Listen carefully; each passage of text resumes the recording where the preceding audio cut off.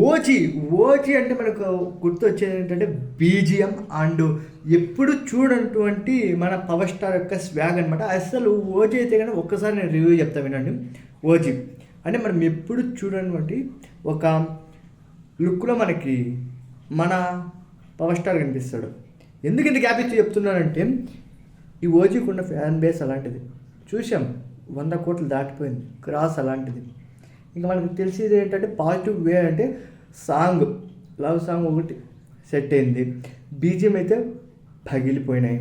ఇంకా మనకి power star Pawan Kalyan acting కానీ ఆయన యొక్క స్టైల్ కానీ మొత్తం అంతా అదిరిపోయాయి. ఇంకా ఇక్కడ ఉన్న విలన్స్ కూడా మంచి మంచి వాళ్ళని తీసుకొని వచ్చారు.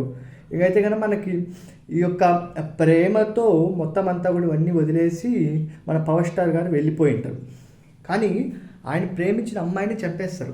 చంపేసిన తర్వాత మన పవర్ స్టార్ గారు మళ్ళీ రీఎంట్రీ ఇస్తారు.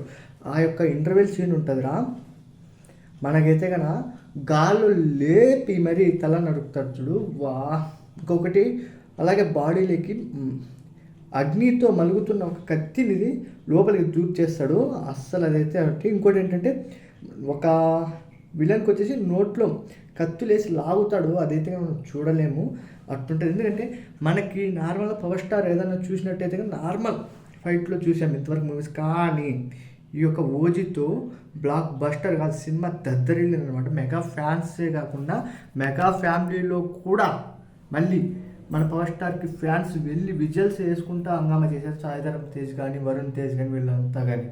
అయితే ఇక్కడ నేను ఏం చెప్తున్నానంటే ఎవరైతే పక్కన వాళ్ళు ఓజీ హిట్ కాదు అలా పట్టు అయిపోతారని ఉంటారో వాళ్ళకైతే కనుక గుణపం దింపేశాను.